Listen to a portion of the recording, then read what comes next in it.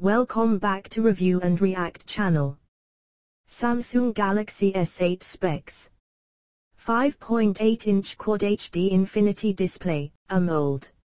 Samsung Exynos 8895, Europe and Asia, or Qualcomm Snapdragon, USA. 4GB RAM, 64GB storage, microSD up to 256GB. 3000 mAh battery with wireless and fast charging.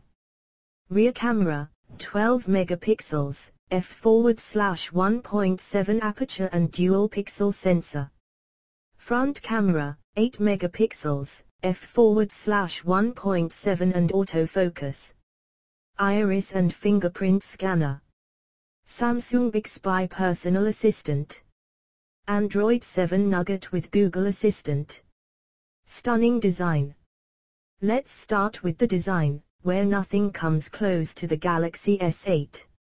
It's the best looking phone I've ever seen. The curved back nestles perfectly in your palm, while the glass shimmers as light hits it. The three colors, a dark black, bright silver and a gray with a bluish tinge, are all subtle. There's no ugly white front plate in sight. The S8 is thin and incredibly light at 155 grams, but it feels sturdy and precisely made.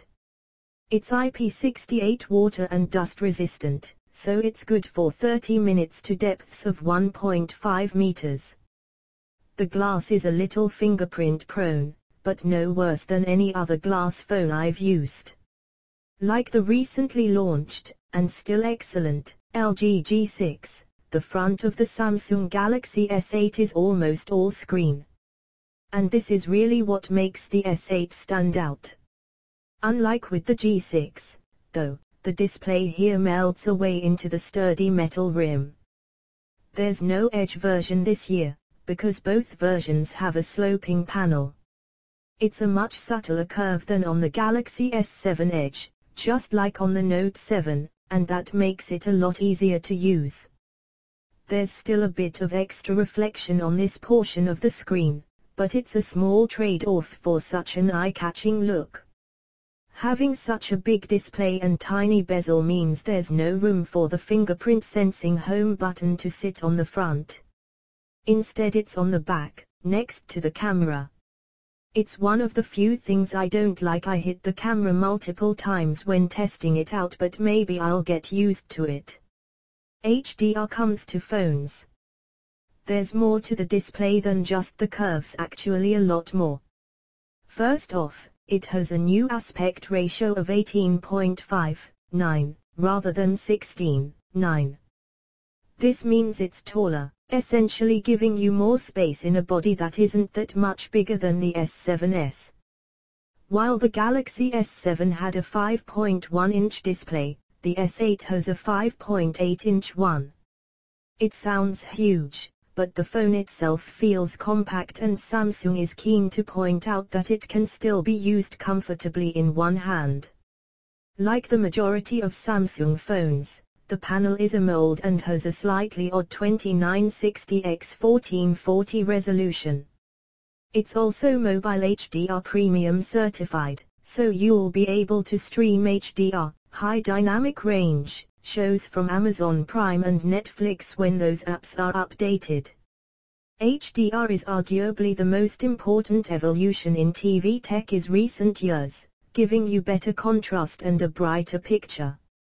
If you have used an S7 or an S6, you won't be surprised to hear this is a stunning display. Colors are glorious, but it manages to avoid oversaturated brighter shades.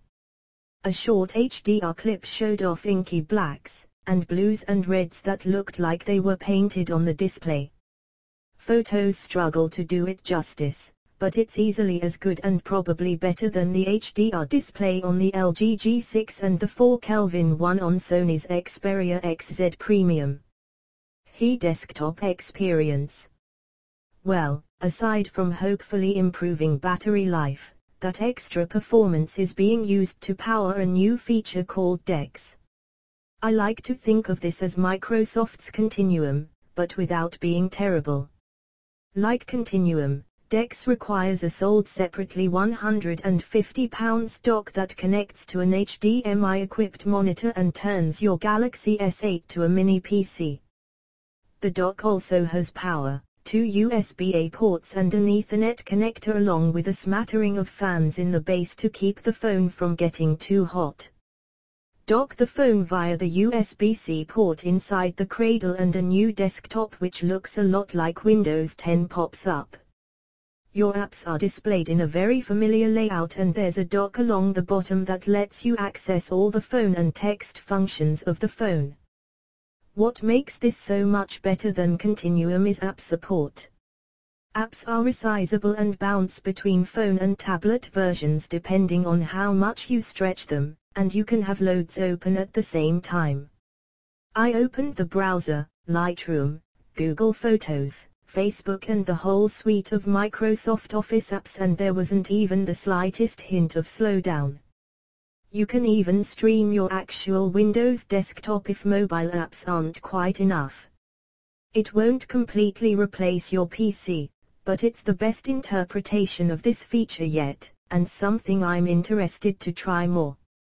Basic camera upgrades. The S8 is a sizable improvement over the S7 in almost every area, but the camera has the fewest upgrades. There's no dual sensor system here, no wide-angle lens or variable aperture. Instead, there's a single 12-megapixel sensor behind a wide f/1.7 lens that uses the same dual-pixel tech as the S7. The only obvious addition is a new multi-frame image processor that takes 3 shots every single time you snap, reducing blur and leaving you with a sharper shot. The S8 might also benefit from speed improvements thanks to the faster processor, but the core camera is very similar to the S7's. Of course, the S7 still has a fantastic camera, but I'll have to use the S8 more to see if its snap is now as good as the Pixels. The front camera has seen a bigger upgrade, with a new 8-megapixel sensor. It also has an f/1.7 aperture and there's autofocus too, which is still a rarity on selfie cameras. There's a secondary camera on the front, but this one is for the iris scanner that Samsung says is much improved over the version on the Note 7. Software improvements. Software used to be one of Samsung's weaknesses, but that's not the case anymore. In fact, the software layer on top of Android 7.0 is good-looking and functional. Icons are much more mature, and the on-screen buttons are first for a Samsung S-series phone are all angular and edgy.